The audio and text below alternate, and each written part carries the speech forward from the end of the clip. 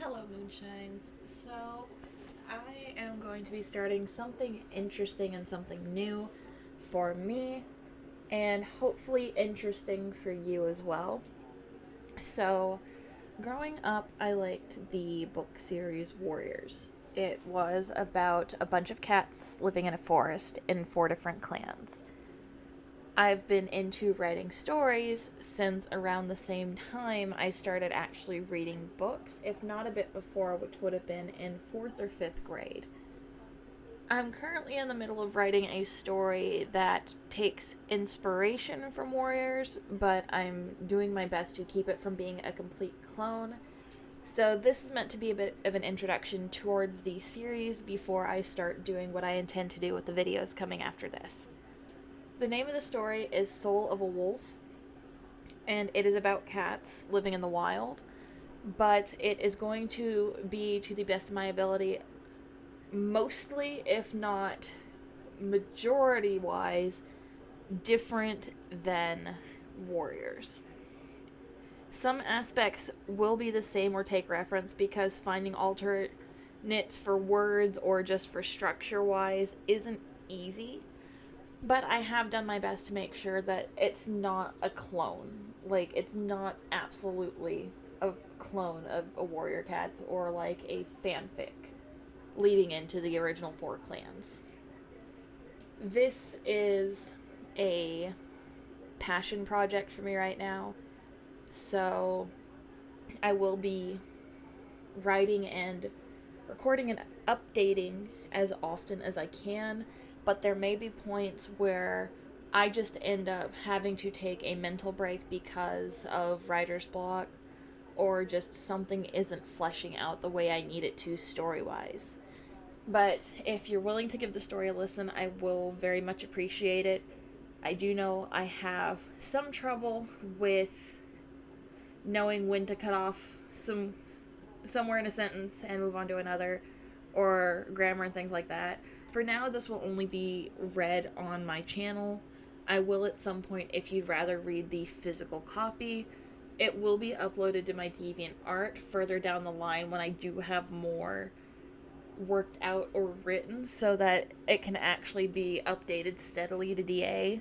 But for now, it's just going to be voice recordings on my YouTube.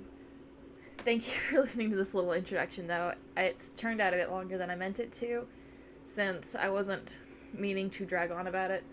But I do hope you guys will enjoy the story. I do hope you guys will become attached to the characters or be interested in following and seeing where the plot's going.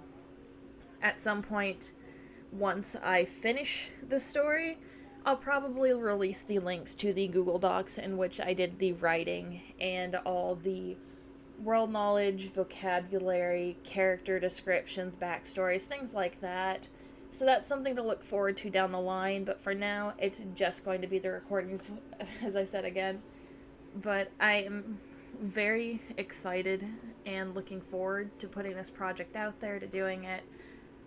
If I could, I'd do more than just read it off, but I'm only capable of so much, and I feel like this alone is enough to at least get it put out there for now. Thank you guys for listening, and I hope you guys will enjoy the story once I start putting it up. But until then, I will see you later. Bye-bye! Where the moon kissed the edges of water, the land, and the wind blew pleasantly free, four different species with varying transparent appearances gathered to discuss things fast approaching. The animals gathered consisted of a wolf, two bears, a coyote, and four eagles. Come now, Eclipse, it is time for your descendants to bring her to the territory of the lines. The coyote spoke out to the she-wolf across from him. I know you wish for her to be nurtured a bit more among the pack, but we cannot delay her becoming a member of the wolf line any longer, or she will not be able to easily form attachments to the cats in her line, and the others that will be needed for the approaching days. Eclipse lowers her head in thought, and the other animals hold their breaths at the oppressive aura that leaks out, none daring to make a noise until she speaks. All right, I will have my descendants bring Ripple to the forest and request the wolf line take her in. She is at the age to be trained with the other fledglings, and it would do her good to make connections with her own kind, but it does not change the fact that she is a descendant of mine just the same. Eclipse snaps out the last words, causing the others to flinch. Do not worry, old friend. We understand, truly we do. She will be welcomed by the forest and the lands it encompasses as the territory of the Lines. Of course, she will have to follow the rules set in place, just as any others do, but she will easily find her place here. One of the bears reaches out his paw and lightly pats Eclipse on the back in an attempt to soothe her fury at the pressure to send out the cat that has lived and grown with her current descendants from the time it was a kit. The bear looks to his side at his mate and silently urges her to speak with his eyes. Atlas is right. Eclipse, the bearline will surely be informed to welcome the new friend who is to come and be hospitable to her. Atlas nods his head furiously in agreement with his mate. Yes, Eclipse, please listen to Maya and I. Truly, we will make sure she has a smooth welcome into the forest. The bearline is the one who shares the closest border at the river with the wolf line after all. Then Atlas motions to the eagles. The eagle line territory overwatches from the outcroppings that incline into the wolf territory as well, from the opposite side. I'm sure Aurora and her siblings will make sure their leader and healer will be given the signs of a new coming fledgling as well. The largest of the eagles ruffles her wings slightly to acknowledge Atlas in his attempt to smoothen out the tension. Of course, you can count on Crystal, Whisper, Summit, and myself to make sure the eagle line is informed. There are 2 new fledglings who would get along great with your adoptive mini-great's granddaughter. Aurora raised her head while her sister and brothers flapped their wings once to show agreement. Eclipse sighed and turned to look at the coyote once more. That just leaves your assurance, Vapor. Eclipse bared her teeth slightly as the whole situation was frustrating. She truly did not want Ripple to go to the territory of the Lines at all, given the approaching dangers that may span many moon cycles, but she had no choice. Ripple was a young cat and was needed by the Lions, but also needed to be among her own kind. If she stayed in the pack, she would most likely never find a mate after growing up or have children of her own. While she understood this, Eclipse was still reluctant. I can assure you those in the coyote line will make sure she is welcomed as well. While they may not share borders with the wolf line, they are still part of the forest territory. Vapor pulls his ears back to show his sincerity while tilting his head slightly to the left. Seeing this, Eclipse lets go of her qualms and sighs. All right. I will inform Luna that it is time.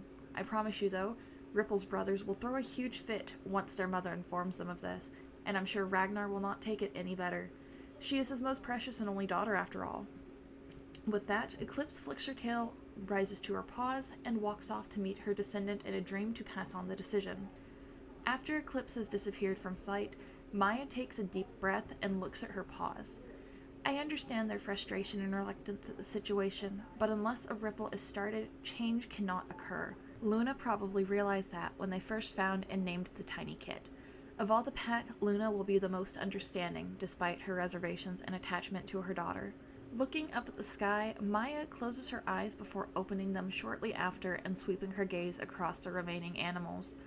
All we can do is try to make her transition easy. The rest will rely on the cats she meets going forward.